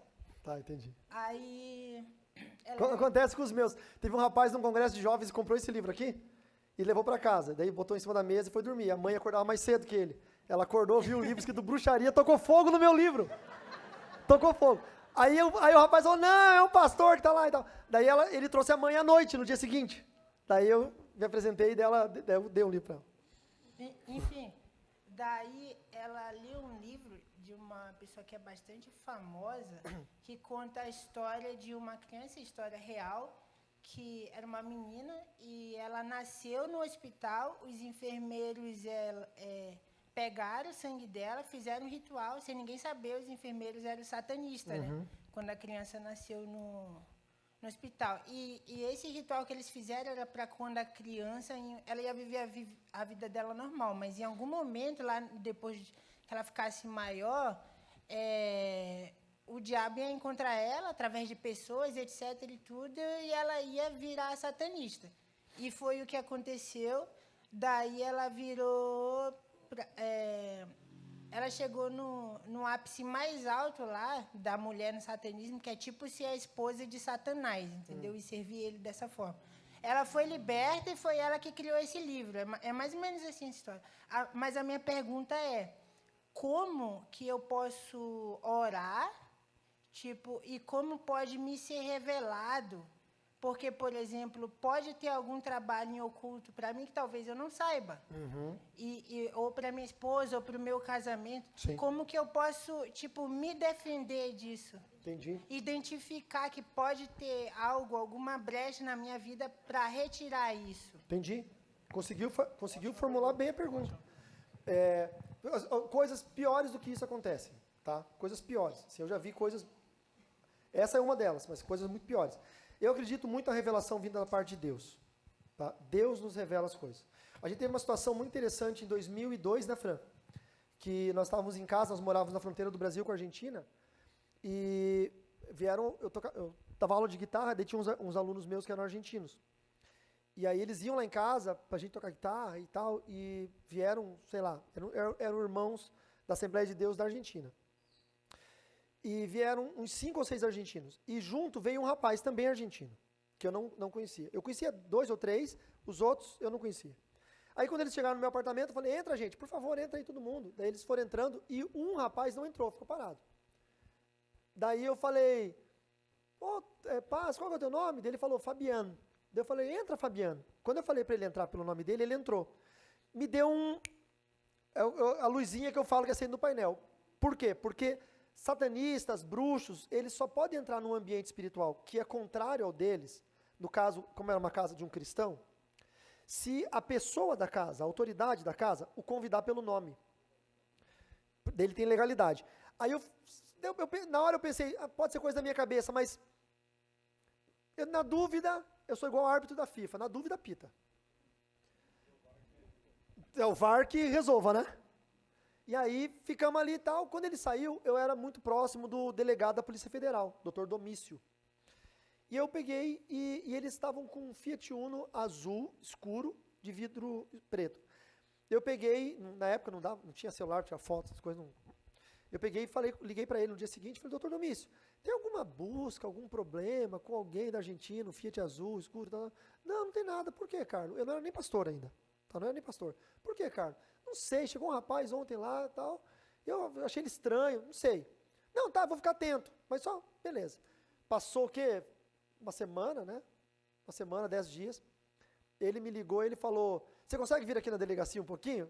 Eu sempre ia lá, estava direto lá com ele. Consigo, vem correndo então. De a pé, cheguei lá, ele falou, é esse o carro, uma foto. Falei, é esse o carro. Falou, rapaz, estão presos aqui, estão engaiolados, ele e o pai dele, são sequestradores, sequestravam criança aqui na Argentina e levavam para o Paraná para serem sacrificados por satanistas. Então veja, tá? Deus te dá esse negócio. Se você não sabe, você está com medo, ore a Deus, Senhor, revela. Por exemplo, eu peguei chikungunya em janeiro, ganhei um presentaço de aniversário. Fiz aniversário dia 6 de janeiro, dia 10 peguei chikungunya. Mas quase fui conhecer Jesus de perto, né? Mais de perto ainda. E aí fiz exame de sangue, eu acho que eu fiz os 6, 7 exames, ou mais talvez. Então todo dia eu estava lá tirando sangue. E todo dia eu orava. Embora o laboratório é uma conhecida nossa, era uma pessoa que a gente conhece, eu orava, eu não sei o que vão fazer com o meu sangue. Entendeu? Então eu orava. Senhor, em nome de Jesus, que o meu sangue esteja bloqueado no mundo espiritual, só para o exame, e não seja usado para mais nada. Sempre ore para tudo. Gente, eu não como uma bala sem orar antes. Tá? Vou contar uma outra história. Eu tenho muita história, irmãos. Vai ficar tarde, eu acho que não. Mas um dia eu venho só para contar a história. Eu posso contar uma história só? Uma historinha?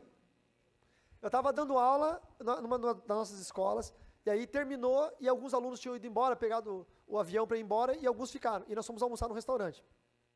E aí o restaurante tinha um buffet, que ele era em L. Então era assim, ó, imagine que a parede é aqui mesmo. Aí tinha aqui e aqui todo o buffet. Essa parte aqui tinha os pratos. Você pegava o prato aqui e vinha servindo aqui, e lá no Eliabe era a balança. Daí pesado. Tá? Imaginaram? Entenderam? Quando eu cheguei para pegar o meu prato aqui, o Espírito Santo falou para mim, olha como que Deus revela. Olha embaixo do balcão. Daí eu pensei, sabe essa coisa da minha cabeça? Eu olhei assim, não vi nada. Falei, não é nada, fui servir. O Espírito Santo disse, olha embaixo do balcão. Eu voltei aqui no canto, que eu não tinha olhado, e olhei aqui embaixo desse balcão. Tinha uma oferenda, um prato de oferenda com vela vermelha, um charuto amarrado na oferenda. Ou seja, o dono daquele restaurante é da Umbanda ou da Quimbanda e estava oferecendo a comida que ele faz para essas entidades. E aí você vai no restaurante, você come e não ora, a comida que você coloca dentro do seu corpo se torna um meio de acesso. Ah, não, mas Deus já abençoou tudo. Vai nessa, irmão, vai assim. Cansei de orar em retiro de jovens, pastor Lara, por jovens que estavam, manifestava, não manifestava, manifestava, não manifestava. Eu colocava a mão aqui na barriga e falava assim, se esse jovem comeu alguma comida consagrada a demônios, que saia dele agora, em nome de Jesus. E os jovens vomitavam pedaços inteiros de comida, como se eles tivessem acabado de comer. Mas fazia dias que eles estavam no retiro. Fica preso, vai apodrecendo dentro do trato intestinal, vai dar uma doença, a pessoa nem sabe uma comida que foi amaldiçoada. Então, sempre orem para Deus revelar tudo, tá bom? Em nome de Jesus. Mais uma perguntinha para a gente ir embora? Que senão a janta do pastor vai esfriar, eu não quero perder a janta. Pastor Lara, pastor Lara, pastor Lara, pastor Lara, pastor Lara! Qual que é o prato que você... Ô pastor, você cozinha? Qual que é o teu prato melhor, sim? Masterchef. Ah! Na igreja do homem eu não vou conseguir ganhar, vou desistir. Ah, de conquistar. Irmão, sobre os médicos, eu já trabalhei em hospital, tem muito médico satanista, porque eu percebi que tinha muito... Olha, eu acho que 90% dos médicos eram maçons. Sim. E sem saber que eu era crente, eu era odiado pelos médicos. Sem eles saberem, e sem eu nunca ter feito nada contra eles, eu via que era uma batalha espiritual muito grande. Exato. Ali eu descobri que a maçonaria, eu percebi, Sim. que a maçonaria tinha alguma coisa a ver contra Deus. Sim, é satânico. E o que acontece com não só médicos, tá? Em todas as esferas da sociedade. É o que eu chamei de satanismo institucionalizado. Eu tenho um livro dessa série aqui, esse aqui é o 4º da série. O 2º livro dessa série se chama Sinais. E ele fala justamente sobre isso. Tem uma cena desse livro que um sacerdote lá do satanismo, ele fala assim, quando você assiste o jornal, são as notícias que nós queremos que você assista, que você assiste. Quando você vai no médico, nós vemos o que tem dentro do seu corpo. Quando você conta os seus segredos mais profundos para o psicólogo, somos nós que ouvimos o que você está falando. Não significa que todo psicólogo, minha esposa é psicóloga, é crente. Tem médicos crentes. Nós temos um amigo nosso, Dr. Jorge, crente. Mas tem muito satanista dentro de instituições. Tá? A cientologia é uma área do satanismo muito conhecida nos Estados Unidos. Ela é conhecida por 2 caras muito famosos. O Tom Cruise é da cientologia e o John Travolta. São muito famosos, 2 atores. E eles têm muitos médicos, eles sustentam faculdades de medicina. Nos Estados Unidos, você pode ser um benfeitor. Você foi um aluno, se formou, ficou rico, você começa a ser um benfeitor daquela universidade que você se formou. E você começa a pagar para outros se formarem. E o que eles fazem? Eles pagam para meninos da cientologia se formarem advogados, depois virarem juízes, médicos, policiais. Então eles têm uma rede institucional que está na mão deles. Então a gente nunca sabe quem é quem. Por isso que eu sou daquela bandeira, sempre vá no teu irmão em Cristo. Você sabe que tem um médico que é crente? Vá no médico crente. Sabe que tem o dono da loja lá é evangélico? Vai na loja do evangélico. Eu sou dessa figura. Primeiro porque você fortalece o reino, abençoa o teu irmão, ele vai dizimar do dinheiro que ele ganha, vai abençoar a igreja dele e você está mais seguro. Tá? Tem gente que gosta só de abençoar o ímpio. E o crente sofre, coitado. Entendeu? Então eu acho que o crente tem que andar com o crente, é a minha opinião, entendeu? Vocês viram a da Cacau Show, né? Essa nova da Cacau Show? Eu fiz não vou falar besteira, mas eu, sem querer, não vou nem falar que foi sem querer, foi o Espírito Santo que me usou. É que eu não gosto de falar, o Espírito Santo me usou, mas eu estava em casa assistindo um programa do Ale, que é o dono da Cacau Show, e ele estava com uma camiseta escrito Saravá. Aí eu dei pause, tirei uma foto e fiz um story no meu Instagram. Falei, gente, Saravá é o cumprimento da entidade quando ele desce no centro. Então ele incorporou no terreiro, a entidade chega e fala essa palavra. Tá? Se o Ale Costa é da Umbanda ou da Quimbanda, isso me traz muita preocupação, porque para a Umbanda e a Quimbanda, a comida é sagrada. A comida é sagrada. Né? O egum lá é a comida que eles fazem para as entidades. Então, chocolate é comida. O cara é dono de uma fábrica de chocolate. E ele é da Umbanda, logo ele consagra o produto dele pro que ele segue. Eu fiz um story no Instagram. Deu, sei lá, em 10 horas deu 200 mil compartilhamentos. Um Reels. Aí eu tirei. Por quê? Porque eu fiquei com medo de... Tem crente que tem lojinha da Cacau Show, que sustenta sua família, daí eu falei, não, tá errado isso aí. Deixa eu fazer um vídeo, vou fazer um vídeo explicando. Aí fiz um vídeo, aí o vídeo foi pior. Aí eu tentei consertar, eu acho que eu piorei, porque os irmãos começaram a compartilhar o vídeo e fazer hashtag todos contra Cacau Show. Só que o vídeo sou eu falando. O processo não vai cair na casa de ninguém, entendeu? Aí eu falei, seja o que Deus quiser. Bom, moral da história. Depois de um mês, surgiu aquele movimento dos funcionários dizendo que, de fato, ele faz rituais satânicos dentro da Cacau Show. Relatos e mais relatos de vários funcionários, que eles são obrigados a entrar descalços, com roupas brancas, acendem velas, fazem cânticos e tal. Então, acabou que eu dei o start, né, pelo Espírito Santo, e dei o start para desvelar isso aí, tá bom? Mais quantas perguntas? Não, mais uma, né, ou duas? Porque já está tarde, são 9 horas. Vamos fazer o sorteio, né? Vamos fazer um sorteio de livros. Eu durmo cedo, irmãos, velho dorme cedo. Tá, eu queria saber, teve uma época que a minha filha tinha muito pesadelo. Tá. E uma irmã lá da igreja falou que existem muitos demônios mirins. E Tem. que isso poderia estar influenciando, tipo, porque foi bem numa época que a gente começou a voltar para a igreja. E daí, tipo, sabe quando tu começa a voltar e parece que tudo piora? Sim. Foi isso que aconteceu. Por E isso que até- não pode sair nunca. Daí, e isso é uma coisa que tanto perturbava ela quanto a minha também. Imagino. Tipo assim, era uma coisa que durante a noite sempre tinha ou era ela ou era eu. Sim. E eu não sabia que existia essa parte de... Tanto é que teve uma vez também que me falaram que a gente tem que ter esse discernimento, que nem o senhor falou, para saber quando é algo de Deus e quando não é. E teve até um pouco tempo atrás, uma irmã veio falar para mim que existia, tipo, um demônio que queria destruir nossa família, que tinha coisas dentro de casa e tal. E na hora que ela falou isso para mim, tipo, a minha vontade era afastar ela, porque para mim não era, ela estava falando algo que não era para mim. Um absurdo. Isso. Aí eu até comentei com algumas pessoas próximas e daí me falaram sobre isso, que de certa forma eu tive um discernimento Sim. que aquilo realmente não era de Deus, no caso. Quantos anos tem a sua filhinha? Ela tem 9. Quando ela começou a ter esses pesadelos, foi nessa idade? Na verdade faz 1 ano e pouquinho que tá... Então, ela tinha 8, 7 anos e pouco. Tá. Bom, vamos lá. O que acontece? O caso dos pesadelos, não necessariamente possam ser demônios mirins, tá? Existem demônios mirins, na área da baixa magia existe, mas pode ser uma série de coisas. Tem que fazer uma análise primeiro, ver se tem alguma coisa também orgânica, primeira coisa que eu descarto sempre. A gente sempre procura descartar o que é orgânico, porque senão a gente vai uma caça às bruxas, acha que tudo é demônio, tem coisa que não é demônio. Tá? Então, você lembra a hora que ela tinha os pesadelos da noite, que ela acordava? Madrugada perto da hora de acordar? No meio da madrugada? Tá, vou explicar o porquê, tá?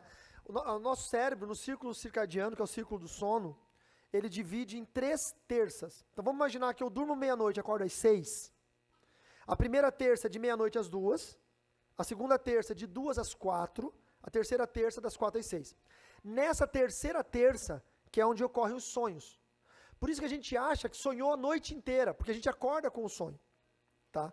Porque aqui é o momento em que o nosso cérebro faz a limpeza da memória de longo prazo. Tem muita gente que acha que memória de longo prazo dura 10, 20 anos. A memória de longo prazo dura 24 horas. Tá? Por que eu lembro de coisas da infância? Porque eu aprendi. Não é memória, é aprendizagem. Tá? Então a memória de curto prazo é a senha no banco, é o número do guarda-volumes lá no clube, a gente esquece logo que a gente usa. E a memória de longo prazo é o que nós vivenciamos no dia. E essa limpeza de memória acontece na última terça. Ter pesadelos, sonhos perturbadores, perto do horário de 2 horas antes de acordar, 2 a 3 horas antes de acordar, é normal, tá bom? Então, tudo bem, aí você descarta. Quando é antes, tá, pode ser uma influência espiritual, uma interferência maligna. O que fazer? A Bíblia fala em Salmo, capítulo 4, verso 8, que em paz me deito, logo pego no sono, porque só o Senhor me faz repousar em segurança. Se Deus é quem nos faz repousar em segurança, é porque também existe um repouso que não é seguro, que é esse distante de Deus. Então, moral da história, orar, ungir sua filha com óleo, cantar louvores com a sua filha, verificar o que ela tem assistido, porque ela pode estar sendo influenciada por desenho, por série, Tinha uma criança no Rio de Janeiro, né, que estava vendo o Palhaço Assassino. O menino tinha 2 anos, não sabe escrever. Ele viu o Palhaço Assassino entrar no quarto toda noite. Aí a pastora da igreja perguntou, como você vê o Palhaço Assassino? Ela, eu vejo no tablet. Daí ela falou, mas quem que coloca para você isso, para você ver? Daí a criança falou, eu? Mas como que você coloca? A criança falava, ei Siri, Palhaço Assassino. Aí o tablet da Apple, o iPad, abria o vídeo do Palhaço Assassino. E a criança ficava sonhando com isso. Então, o bom do pobre é que não passa por isso. Porque o pobre não tem iPad e não vai sofrer com isso. Mais uma, pastor? Última. Pastor, bem rapidinho. Eu queria só perguntar, é uma dúvida que eu tenho desde que eu li o livro do senhor sobre bruxaria, Esse aqui. que o senhor revela muita coisa, principalmente sobre altas classes, né, da nossa sociedade, políticos, enfim, desembargadores ali, né? E eu queria saber como é que é o seu dia a dia, se o senhor é perseguido, como é que... Pela minha esposa. Mas, tipo assim, claro, nesse livro dos médicos é uma história baseada em fatos reais, né? Mas, assim, já vieram atrás do senhor, né? Se já tentaram matar o senhor? Já. Nossa. Mas bem no começo, não agora, tá? No começo a gente sofreu bastante perseguição, Francine sofreu bastante perseguição, mas assim, nunca. A mais difícil que foi eu num retiro de jovens recém-convertido, o pessoal invadiu e com uma arma para me matar, e chegaram a colocar a arma na minha cara para me matar e não me mataram. Eles viram alguma coisa, viraram as costas e foram embora, não me mataram. Mas assim, a gente foi bastante perseguido. Lá em Manaus também, né? Em Manaus o André estava lá. Conta aí, André. Não, pode contar. A gente estava em Manaus, o André estava comigo. O André, quem não sabe, o André é quem viaja comigo, quando a Fran não pode. Agora a Fran está com ciúmes do André, ela está viajando mais comigo. Mas a melhor pessoa para levar para viajar é o André. O André é extremamente organizado, meu irmãozão. Nós estávamos em Manaus, eu fui ministrar num evento, uma igreja, e aí 3 pessoas tiveram o mesmo sonho, 3 pessoas diferentes. Sonharam que um satanista entrava naquele evento, armado, e atirava contra todo mundo e matava muita gente. Uma irmã da intercessão teve esse sonho, um pastor teve esse sonho e um outro irmão teve esse sonho. Aí contaram pra gente. Daí eu falei, bom, é simples, é um evento fechado, é um evento pago. Só entra quem pagou, e quem pagou vocês ficam espertos, se tem cara de louco. Normalmente o cara que tem cara de louco tá armado, né? Vocês ficam olhando, quem tiver cara de louco, vocês ficam perto do cara. Daí ninguém tinha cara de louco, graças a Deus. No segundo dia, 3 dias, André, no segundo dia bateu um cara no portão, diante de Deus, irmãos, o André está de testemunha. Bateu um cara no portão, o irmão abriu o portão e disse, pois não? O cara falou, tudo bem, eu sou um satanista, o Carlos Ribas está aí dentro?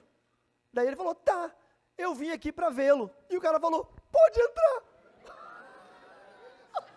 Quero conversar com ele. Rapaz, que raio de obreiro é esse? Isso é um cobreiro, não é um obreiro? Meu Deus do céu. Não, aconteceu uma coisa bem interessante naquele dia. Nós estávamos na hora do almoço, e aí colocaram ele numa mesa, sentado. E nós em várias outras mesas. Eu e o André numa mesa. Irmãos, eu estou falando aqui, ó, Jesus Cristo é a minha testemunha, e o André também. Não tinha uma mosca voando no ambiente. Na mesa do satanista, ficou preta de mosca. Na mesa dele, preta de mosca. E na mesa de mais ninguém, nenhuma mosca. Foi uma situação muito estranha. Aí, bom, enfim, a história é longa, não vou contar, mas daí à noite, nós estávamos no hotel. Aí eu acordei de manhã cedo para tomar café. O André já estava acordado, banho tomado, cabelo penteado, escutando louvor, 5 da manhã. Falei, o que foi, irmão André? Tá crente? Não, tem que te contar um negócio. Estava lá no quarto ontem. Quando eu peguei no sono, alguém empurrou a minha cama dentro do quarto. E a cama desgrudou da parede, um tanto assim, ó lá, quanto? Um tanto assim. Uns 70 centímetros. Aí eu falei, por que você não me chamou? Ele falou, não, né? Não, eu orei, ligou a luz do quarto e do banheiro e dormiu a noite de luz acesa. Estabilizei aí o ambiente. Estabilizou o ambiente, aprendeu. Sim. Pastor, a última aqui que eu fui lá pra lá. Última. Boa noite, tudo bem? Tudo bem. Então, a gente mora numa área de mata, né? Bem no interior aqui no Tigre, né? Uhum. E ali tem muita plantação de milho, trigo e soja. Sim. E quem come isso somos nós, touro, vaca, porco e galinhas, né? E toda vez que começava o plantio, vinham 3 pessoas de vermelho ou preto e começava as suas oferendas ali, né? Na sua propriedade? Não, na região inteira. A gente mora no Tigre, é a área de mata ali. Não sei quem Na linha conhece Tigre? o campo. Isso, no Tigre. Então, toda vez que eles iam plantar algo, vinham 3 pessoas. Fazer oferenda. E aí eu fui meio que atrás de carro escondido e era os donos das terras. Então, tem uma grande chance de nós estarmos comendo comida oferecida a demônios na origem, na fonte. Na origem, na fonte. Então, nós temos que orar importante. e consagrar sempre mesmo o alimento. É isso aí. Provavelmente tem cristãos comendo comida que são oferecidas. Não, provavelmente, viu? A Aurora, não vamos longe, a Aurora, não se assustem, tá? Mas a Aurora, uma boa parte da produção da Aurora vai para países árabes. Não é, vocês sabem disso, não é segredo. E para que um árabe coma uma comida, tem que ser uma comida halal, consagrada. Então vem um sacerdote muçulmano, fica no abate das aves, fazendo uma oração para consagrar, pedindo perdão pela morte daquela ave e consagrando a Alá. Só que eu vou dizer para vocês, 100% daquelas aves abatidas de forma halal vão para países árabes? Talvez não. Talvez algumas ficam ali, vai na caixa de outra, não sei o quê. Então você está acabando comendo comida que foi consagrada por um muçulmano. Então, tudo que você come, você tem que orar. Gente, não é só comida, é tudo, tá? Nossa vida tá... Nós estamos no mundo físico, mas nós somos interferidos pelo mundo espiritual. Amém? Irmãos, é isso. Pastor Jonathan, faz favor, venha. Vamos orar. Amém? Aqui está um QR Code. Esse QR Code vai levar você no meu site, tá? Eu tenho a Escola Avançada de Libertadores. Tem esses meus outros livros lá, que vocês podem conhecer. Esse é o primeiro da série, esse é o segundo. Esse é o terceiro, aí o Médicos é o quarto. Eu estou ali na frente, eu trouxe para vender o Bruxaria, obviamente o Médicos, que nós estamos lançando. Inclusive o Médicos, a gente está lançando faz um mês, um pouquinho, já está esgotando já a primeira tiragem, estou bem feliz, que a gente já foi vendo no depósito, já vai ter que pedir uma outra tiragem. E tem também o Irai-vos e Não Pequeis, que é um livro de relacionamento, está ali na frente. Aqui nesse QR Code você vai encontrar o meu site, que é carloribas.com, e lá tem a Escola Avançada de Libertadores. Quem tiver interesse em estudar batalha espiritual, pode estudar online.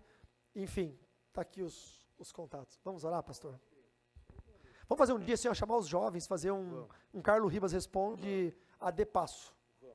Que eu tenho toda segunda-feira no meu canal do YouTube, tem um programa chamado Carlo Ribas Responde. As pessoas entram ao vivo e fazem perguntas de qualquer assunto. Dá pra fazer aqui, né, com os jovens, seria bem legal. Fique claro que mesmo que perguntem para mim, Carlos Ribas responde. Olha aí, ó. O que achou? Vamos orar? Fique de pé, por favor, vamos orar. Eu vou estar bem ali na frente com os livros, tá? E você pode comprar. Eu vou estar ali também, se tiver alguma dúvida, por favor, eu vou estar ali para conversar com você. Não vou embora que vai ter um sorteio.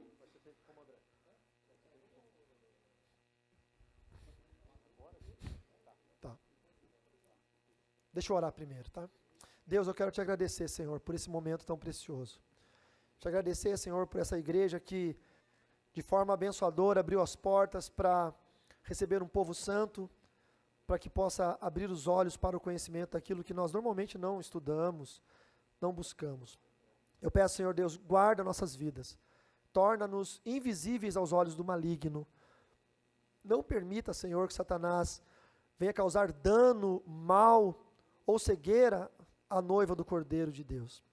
Senhor, livra-nos dos intentos malignos, adestra nossas mãos para a batalha, os nossos dedos para a guerra, prepara-nos, Senhor, faça com que tenhamos discernimento espiritual, ajuda-nos a perceber o mundo espiritual, que é invisível aos nossos olhos, mas nós percebemos através do Espírito Santo. Senhor, eu peço, Pai, que ao sairmos daqui, todos nós continuemos guardados por Ti, abençoados por Ti, possamos ter uma noite de sono perfeita, guardada e abençoada. E que, Senhor, caiam por terra todos aqueles demônios opressores que tentam tirar as pessoas do caminho do Senhor, que tentam trazer dúvidas, que tentam trazer tristeza ao coração, que esses demônios sejam repreendidos em nome do Senhor Jesus, e que só a Tua palavra permaneça no nosso coração, Senhor, hoje e sempre. Amém e amém. Amém? Irmãos, obrigado, viu? Deus abençoe vocês.